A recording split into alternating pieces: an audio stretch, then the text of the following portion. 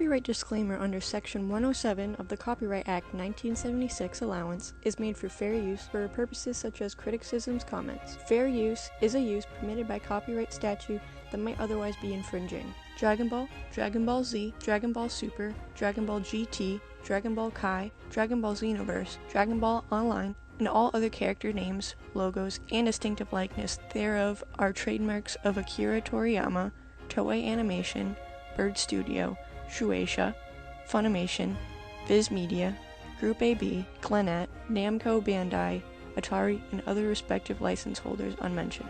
This video was not prepared, licensed, or endorsed by any entity involved in creating or producing the Dragon Ball series. It is an independent, unofficial work made by a fan, for fans, that has no connection to the official license holder and is created within fair use guidelines. Please enjoy the video.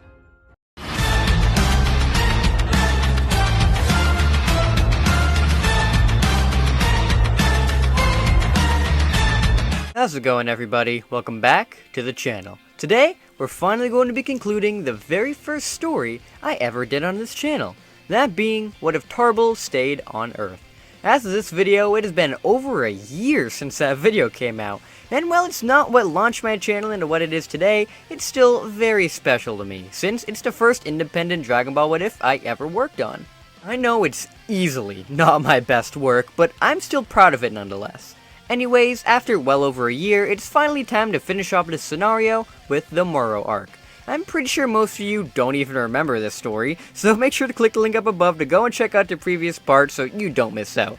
I'd like to give a huge thanks to all of my amazing patrons for helping to support this channel in its difficult financial time. And if you'd like to become a patron, make sure to click the link down below to pledge. It would really mean a lot. With all that out of the way, let's finally conclude What If Tarble Stayed on Earth. We last left off with Moro's goons heading to Earth, and this time, instead of Piccolo being the one there to defend the planet, Broly and future Tarble are around as well, and they were instructed by Tarble to stay behind just in case anything went wrong when they were away.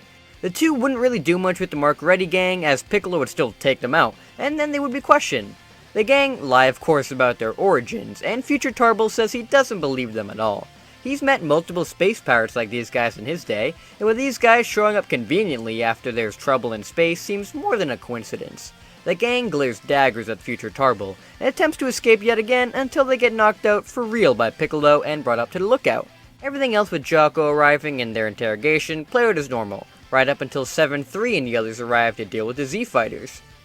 7-3 steals Piccolo's powers and then the others begin to attack. Luckily, this time, we have two other warriors to help and fight off these prisoners. Future Tarble transforms to his god state and rushes 7-3. Future Tarble knows Piccolo's techniques by now, and figures 7-3 won't be able to deal with somebody with a god form, so he's the best bet that they have here. The other two prisoners aren't able to do much against the others, as Krillin has got some backup.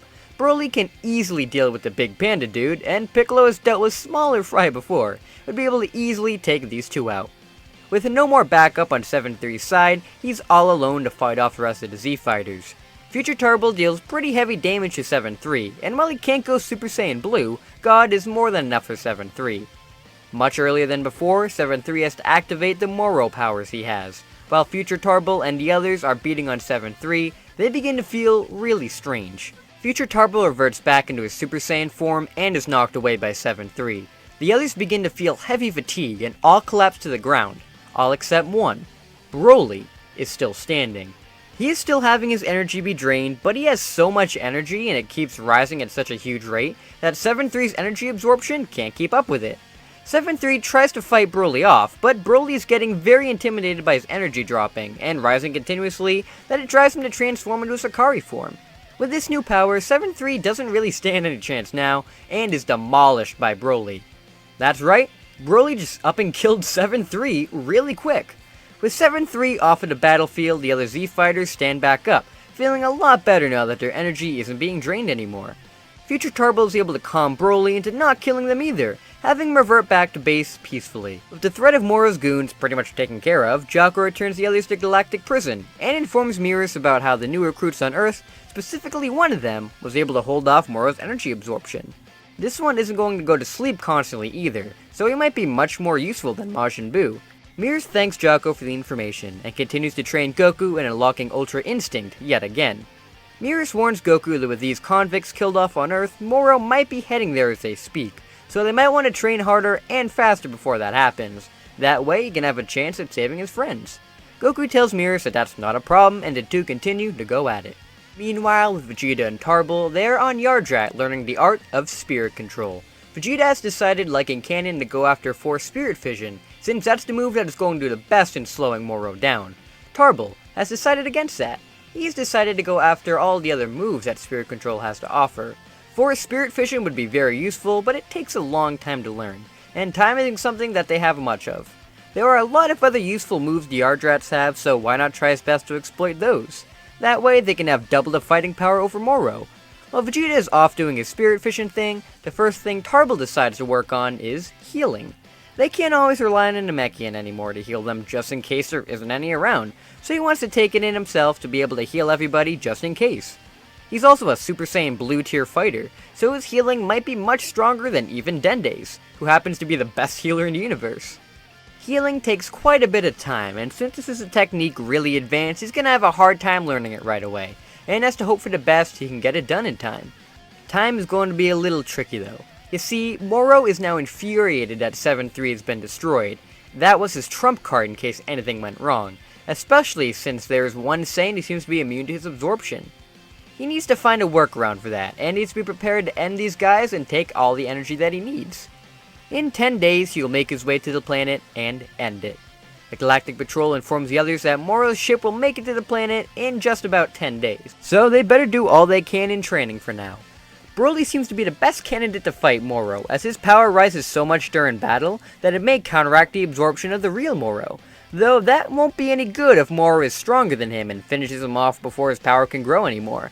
They need to train Broly up some more, and someone who is like Broly in their potential is Gohan. Gohan managed to get his potential unlocked by the Elder Kai, which boosted his strength to even greater heights than anybody ever thought possible. Sure, he never managed to defeat Majin Buu in the end, but he still became the strongest non-fused fighter they had for a couple years. Broly has even more potential than Gohan supposedly, so if he got the same boost, then maybe they'd have an even better chance against Moro. Dende and Piccolo are able to contact the Supreme Kais, and manage to get Elder Kai to come to Earth, and unlock Broly's full potential. While Broly is undergoing the ritual, future Tarble and the others train themselves up, with Tarble trying his best to evolve his Super Saiyan God state. It's not going to be easy, but he wants to try his best to at least help in this fight, and be able to find out what happened to Goku, his brother, and his past self. Training with Gohan really helps Tarble, as even though Gohan isn't a Super Saiyan God himself, he is a God tier fighter, so that helps him to get even stronger buffs. Gotenks is a huge help too, as with their Super Saiyan 3 form, they can do a lot against the powerhouses of Moro's goons. They just need to be sure to stay away from Moro himself, as if they get too close, he may be able to defuse them. After 10 whole days of intense training, the day has finally arrived. Moro and the rest of his goons show up to the planet to wreak havoc and destroy everything. The goons still fly off every end of the planet to go and destroy it, and the Z fighters separate to go and stop them. But without 7-3 and the others who are with him, Moro has to come out very early to make sure that not everybody is killed. The ones standing right in his way right now are Gohan, Piccolo, future Tarble, and Broly. Moro wants to test out this new fighter, and gives Saganbo loads of energy to go and fight. Saganbo rushes in and fights it out with the group. Gohan, Piccolo, and future Tarble have a very rough time in trying to take Saganbo down, especially since they weren't able to get the full 2 months of training that they did in canon. Even with Gohan's ultimate form and future Tarble's Super Saiyan God, Saganbo isn't holding back, and is able to stomp these guys like it's no problem at all.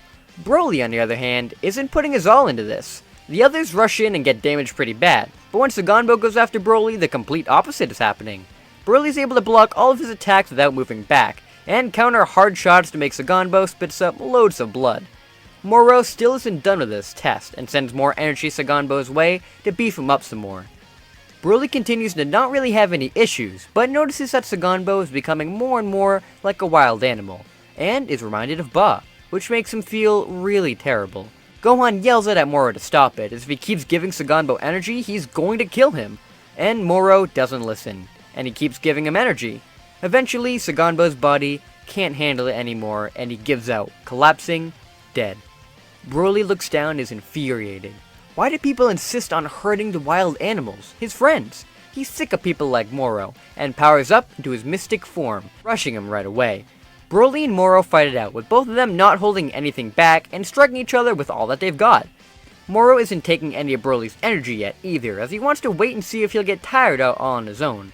That doesn't seem to be working out so well for him though, as if anything, Broly's staying the exact same. Moro then goes to absorb more energy, but it is useless, as all of the energy he is taking, Broly isn't slowing down. He's just taking energy from Broly, but Broly's power is so high that it's not doing anything to him. Moro is able to add Broly's strength into his own sometimes, but Broly just beats him down so bad he doesn't have any time to utilize it.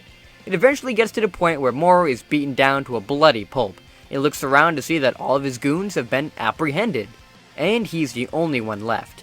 He's not going to let it end like this though, and his ship starts firing upon the Z-Fighters.